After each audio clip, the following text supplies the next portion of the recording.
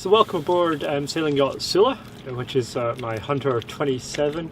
I'm going to take you on a complete boat tour showing you all the nitty gritty bits and pieces, as I'm sure most other Hunter owners or potential owners are keen to see absolutely everything. So let's start outside and then later on we'll move inside.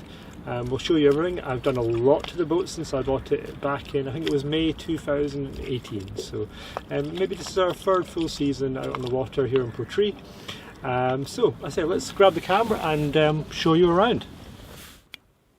Okay, so let's start up here at the bow and look over the entire boat and point out some of the things I've changed and added to the boat. So at the very bow, we're currently on our mooring, as you can see, and we have our furling system here for our jib or genoa. We have both for this boat, but generally I prefer the jib. I feel it offers better balance between the mainsail. In our forward hatch here, hopefully you can see in here okay, we have 20 metres of chain with our anchor, which I've added. It's 8mm galvanised chain, and we've got another 15 metres of line beyond that, and that works nicely, allowing us to anchor comfortably in most places that we need to. To the side of that, we can see we've got our spinnaker pole and spinnaker sheets running aft. Further up, we've also got our jib sheets, which is currently attached to the furled jib. There we are. These are all new, as you'd expect, nice and clean. Moving aft, we've got our forward hatch here, and then we've got the foot of our mast. This is one of the additions I've done. When I bought the boat, the mast foot here was leaking water and was built from plywood and some dodgy glasswork. So I removed that all, rebuilt the deck to a very strong epoxy layered system, which worked probably far stronger than the boat ever needs or were ever designed to be. So below that we've got our epoxy rebuild, and then above that we've got our new aluminium deck plate. With our cable glands going through and our blocks safely attached, which has worked really well. Looking up the mast, 11-metre mast, quite a specky boat, quite fast under sail. At the top of the mast we've got our new Nav Lights and new VHF antennae. So all that is very stable and everything works nicely. The nav lights are LED, so they're low voltage. Same at the very bow, which I forgot to mention out. We've also got our nav lights mounted behind that at the bow there as well. All new, or replacement in the last couple of years since I've had the boat. So let's move aft a little bit more and look at some other things. Our shrouds are new, both inner and outer, obviously on both sides. That was changed 2 years ago, so there's plenty life left back in them. The forestay and backstay aren't new, but I have thoroughly inspected them and they look absolutely fine. I probably will get round to replacing the forestay in the near future though. Moving our way back, you can see all lines are led aft, which makes it very easy to single hand the boat when you're out on your own. The only time you really need to move forward if you're pulling the sail down or reefing. So generally most things can be done from the cockpit. We can see we've got some very large cleats in all locations on the boat, which is handy when you're tying up. One thing that I've changed, we've changed new perspex windows at the side here. Resealed, re-screwed, all done to high standard and no leaks whatsoever. I've also changed out the wooden handrail here for new, so that's very strong and can use a trusted spot to hang on to when you're moving around the boat. Moving further aft, we've got our winches, which have recently been serviced. We've got our fair lead blocks there, and they were originally mounted on plywood, but that's been upgraded to plastic, so there will be no chance of rotting or requirement to paint or anything like that, which is always handy. One of the largest things expensive things we fitted was our plotter, which is a B&G Vulcan 7, and we've been really happy with that. That's been very useful. It tells you all the information you want, and just no concerns whatsoever. So I'd certainly have another B&G in any other boat I had We can see all lines up on here under our spray hood. Spray hoods are a really great addition. Certainly makes it comfortable when you're out sailing with the family so that nobody's getting wet or cold. Other gauges, we've got our speed log, which has got a new sender, and our depth, again new senders on that, and our Rev Counter here as well. Looking aft, we've got our new tiller and the autopilot, which isn't new but certainly works perfectly. The tiller is something I made myself, and it's also got a new rudder head, the stainless steel head there, which is massively over-engineered and very strong, but that's what you want. Nice and strong. Below that, in the water, obviously we have our rudder, which does have new bushes on it, which were replaced last year. So that's fine for many years to come. So let's have a look in the locker. It's a massive locker on these boats. You can store all sorts of rubbish in there. Hopefully you can see it, it's not too dark. It is a little bit dark, maybe we can brighten that up for you. There we go. So you can see all sorts of rubbish in there. But the reason I wanted to show you in particular is where the fuel tank is. It's down in the corner here. Hopefully again you can see that, and it's not too dark, so we can brighten it up further. So we've got the main tank down there, which is 25 litres, and I've added a fuel sender, which is really handy because knowing how much fuel you've got is quite a good thing. And above that we've also got a small fuel tank there. It's 5.5 litre, which is the fuel tank for the heater, and I chose to keep them separate. I thought that'd be good, and I should add the heater has been absolutely fantastic. Keeping the boat warm and everything dry has been really useful. So the heater is mounted actually up under here. Hopefully you can see that. It's yeah, you can just about make that out, I think. So we've mounted that right out the way, so we haven't lost any locker space, and it's, I say, it's been a really useful thing to have, and it really wasn't that difficult to mount either. So let's come back out of here, and hopefully you can see things. So there we go. So that's the locker in there. Worth showing just where our fuel tanks are, and especially the heater. And off the aft of the boat we can see we've got our two exhaust options down here, one for the heater and I say one for the main engine.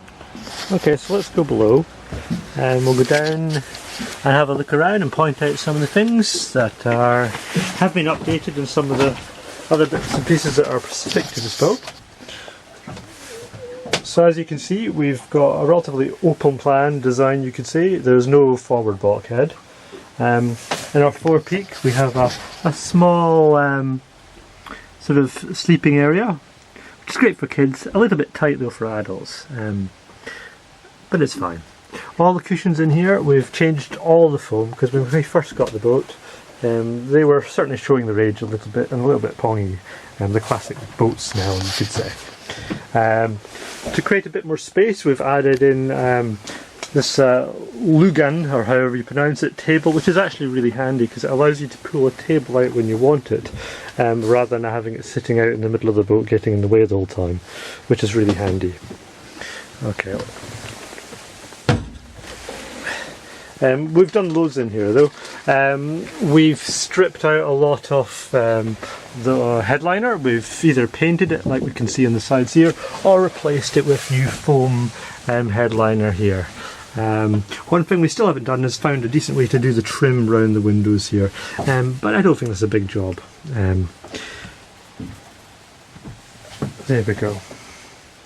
One of the larger things we've done, or more expensive things we've done, is we've actually replaced the stove. The old stove wasn't particularly working very well, so we've changed it out for a new model, which is both an oven, grill and two hobs, and crucially it allowed us to move it down a little bit so it wasn't so close to the top headliner, because we were very worried that that was getting rather hot, the foam headliner there. And to try and counter that, we've actually fitted this kind of heat shield in stainless steel, and that's worked really well, and it also makes the whole corner look a bit very sort of clean and commercial, almost like a commercial kitchen almost. What we have done below the surface here, we have the old sink, We haven't actually been using the sink, but it's still there. Mainly because when we first bought the boat, the water system was rather dirty and we didn't really fancy using it. We've never really got round to updating it, but it's certainly a job that could be done in the future. We've got the engine down there, which we'll look at shortly, and to the right we've got our small bathroom. We've put a brand new toilet in, and hoses for the toilet are all brand new, and the seacocks are also brand new, or at least changed within the last couple of years, so we can trust them, so we know the boat won't be sinking anytime soon. The bathroom is a bit small, but it's certainly very functional, and having that new toilet in is very reliable. Good-o. Other things that we've done down below is our rewiring. We've entirely rewired the boat using modern cables, all tinned to a very high standard. This is our power system here. We can see we've got our Blue Sea switch system, our VHF, and then our heater controls. And it's easy access. We can easily open it up quickly if we want to, and access all the cables or add things if we ever needed to. We've got our chart table here, which is handy for storing all sorts of gubbins. Further, our heater, which where the controls were there, the heat comes in on the bathroom, and we found the heater to be really useful and extend our season massively, as well as just generally allowing us to keep the boat dry down below. It's so much easier to be able to dry the boat out when you can actually apply some warm heat. Back to the electrics for a very moment. As well as the actual panels, every single cable in the boat has been switched over. All the lights have been changed. We're now using LED, so it's far more economical, and the lights generally are a lot more reliable as well. Let me check what else we've got. I think that about covers everything down below, so we can maybe have a quick check on the aft cabin. So I say, for sleeping we've got our small V-berth at the front, which can be extended for slightly older people by pulling out this piece here and putting the cushion up on top, which allows to make it a little bit bigger, but it's still a bit tight for larger adults. So then we've got our two berths at the side, 1 and 2, and then we've got our aft cabin as well. We can open that up here. And it seems a bit tight, but it's actually quite a lot of room once you get in. We've got our bit of light, and as you can see there's actually quite a lot of space back there. You could sleep 2 adults in there if you needed to, but it's perfect for a couple of younger kids to keep them out of the way. There we go. I should add, we've also painted in here to try and spruce it up a bit to make it a bit cleaner. We certainly could maybe do with another coat though, wouldn't go harm. So that's our aft cabin. Actually a really quite good little spot to be in there. So there we go. So I think we should maybe move on and look at our engine next. Okay, so let's have a look at the engine now. We'll try and lift this out of the way without knocking the camera too much.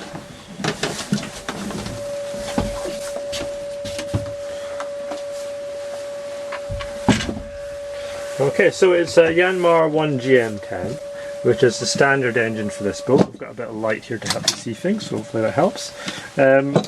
We've done quite a lot of work on the engine just to modernise it. It's relatively low hours from what I understand when I first got it, but it wasn't in great nick in terms of it was a bit rusty and needing a bit of TLC, shall we say. So things that we have done is we've replaced the engine mounts. All 4 are brand new, which was quite a lot of effort because it involved taking the engine entirely out, but it was certainly worth doing. We've replaced the seacock down here. Hopefully you can just about see that. So the seacock's been changed, the raw water intake has been changed, the pipe there. We've entirely rebuilt the raw water pump, so that's working really well. We've changed the oil pipes, both of them that are down there, to ensure that we don't have any issues of them bursting. Further up we've changed the high pressure fuel line. We've obviously done the standard servicing of belts have been changed, oil filters have been changed numerous times now actually. We change the oil at the start of every year and use the best oil we can find. Other things we've done at the back here, we've changed the fuel lift pump. Because that was leaking. We've changed all the hoses for the engine and we've changed the battery cables as well. I think that's everything that I can think of. So generally the engine's in good working condition and pushes the boat along nicely. If you really push the engine, you can get the boat doing 6 knots from the engine. But we normally cruise around about the sort of 4.8 to 5 knots and that works the engine nicely. And it's really good in fuel, I should add. We've been very impressed. I think it's around about 1/3 of a litre per mile or something, if I remember my calculations to be correct. Anyway, let's have a quick look at the back of the engine. We can access the back of the engine from the aft cabin.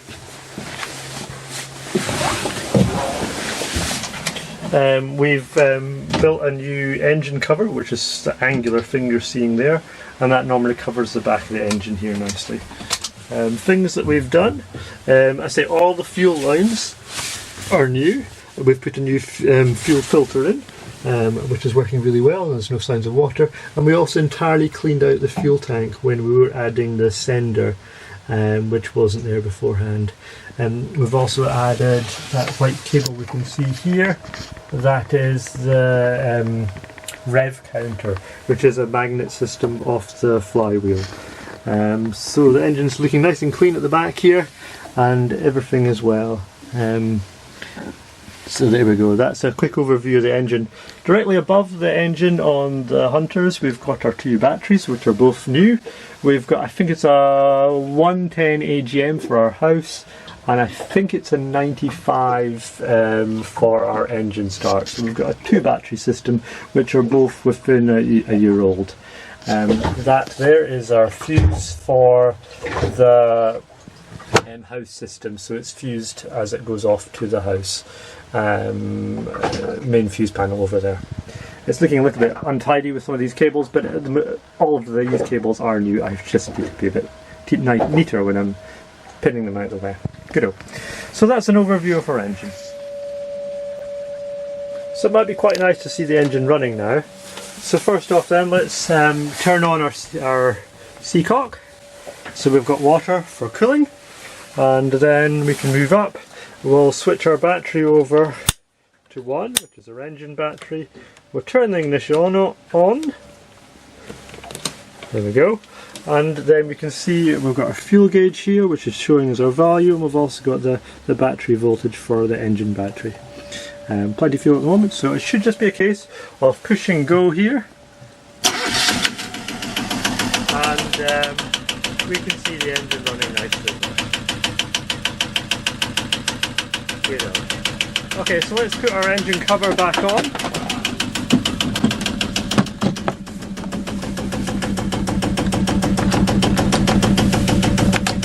And we'll go up on deck and have a little look. We'll check we've got water coming out of the back, which we do. And we can see we've also got our rev counter there. So we can increase the revs.